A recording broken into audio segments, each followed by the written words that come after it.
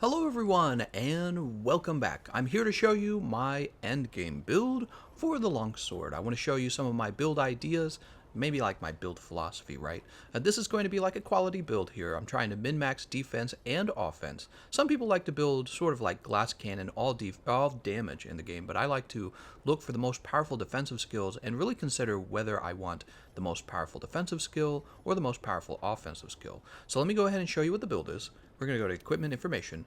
You'll notice right off the bat we're running Safi'jiiva Shatterblade with blast damage. Why did I choose that? I chose that because we're not going to have purple sharpness here. We're going to have a large white sharpness bar, and we're not going to run Master's Touch. We're just going to be running Divine Blessing Secret and Agitator Secret. Okay, so there's no Master's Touch on the build.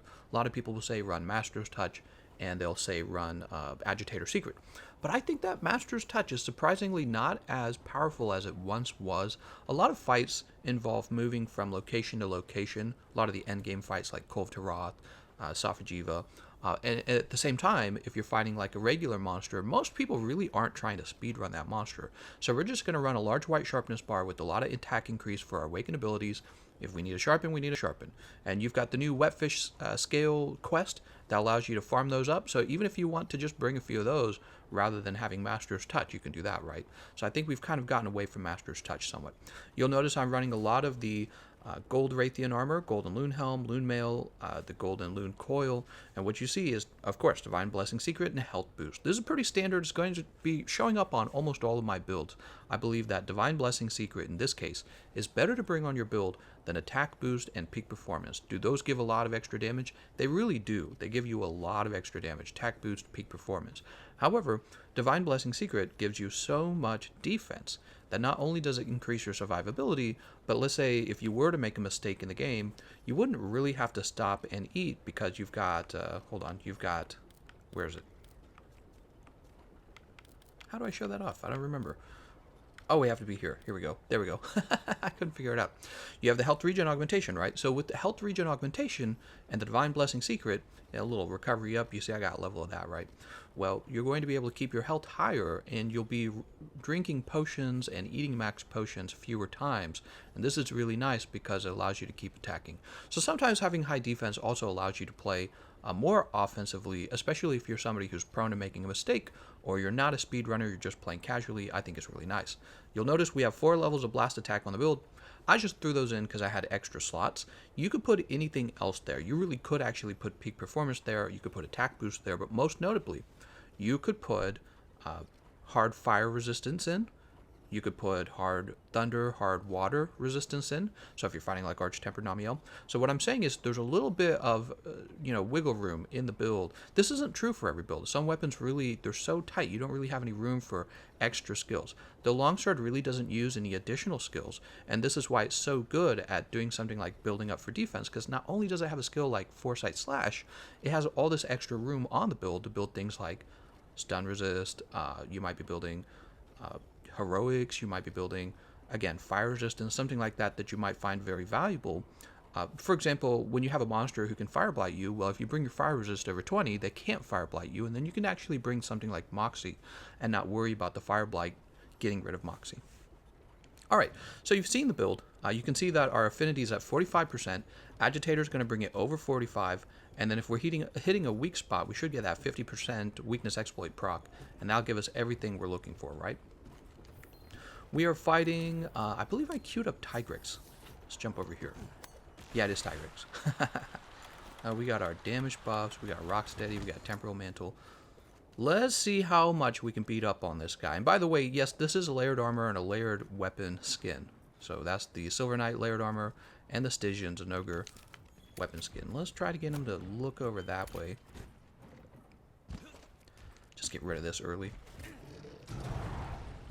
Oh, and we miss him. Perfect. That seems about right. Let's put this on real fast. Don't do it. Throw him in the wall here. I don't remember with Tigrex, do you soften his arm or do you soften his head? I think it's his arm, right? Doesn't his arm take more damage? I think his arm takes more damage.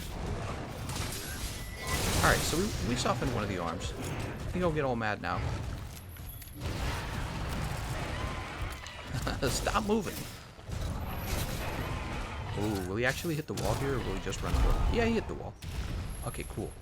So now we're going to go ahead and go for that level 1 spirit gauge. Boop. He's going to get mad. I think we can still reach him right on the head. No, we actually got the arm. Sweet, there's a knockdown. That's nice to have. Oh, Kitty's helping there. He's got the Meowtop cocktail.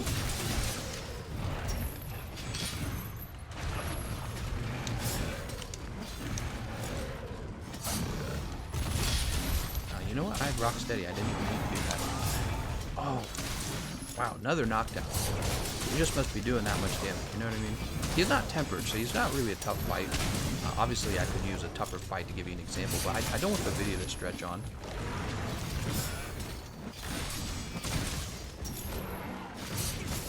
He's still in anchor mode.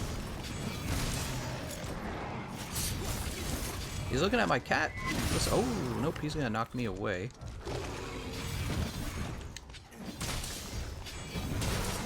Oh, that was me. Terrible. Alright,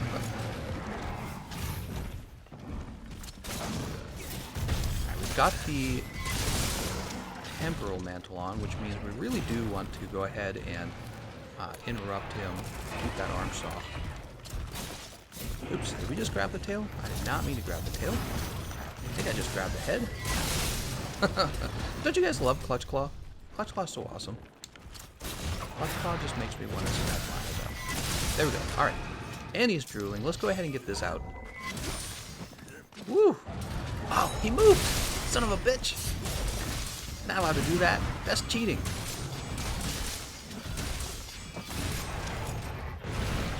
Imagine if I'd gotten that sheath. I could have used the Spirit Blade.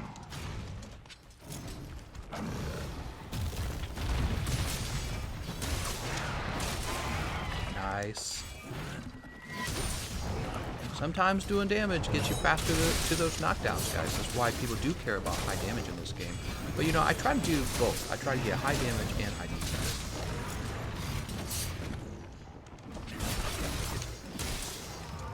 That's my cat putting him to sleep.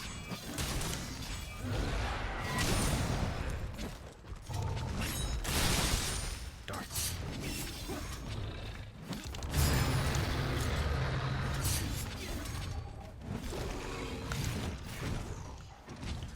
Doo-ba-doo-ba-doo. You know what?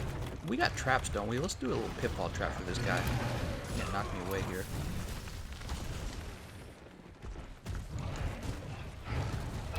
Alright, there's the pitfall trap.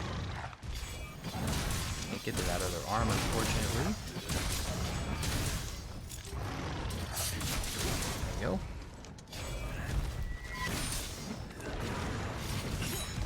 So we did hit him on the tail. I guess we'll soften the head. We hit the head earlier once, remember? So the head's softened now.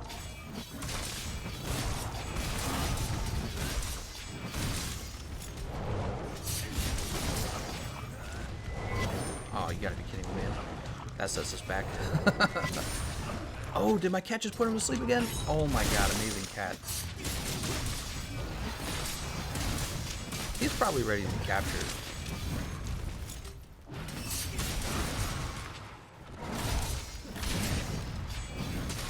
Oh, never mind. He's dead. Alright, so really, you could tell I wasn't playing perfect, but one of the things that you really should take away from the fight is that there wasn't a point in the fight where I needed to stop and heal, and this is going to be a combination of health regen and Divine Blessing Secret. So whenever I did make a mistake, there's a very fair chance he deals almost no damage, and then I just keep attacking aggressively, and this heals my character right back up. Alright. So that is my end game longsword build. There's plenty of wiggle room on the build. Wide range can be dropped, recovery can be dropped, fortify, which is really mostly useful in single player, can be dropped, and then blast attack can be dropped. All those can be dropped for other skills, okay? Alright, that's going to be the end of it. I'm going to thank you all for watching, and I'll see you guys next time.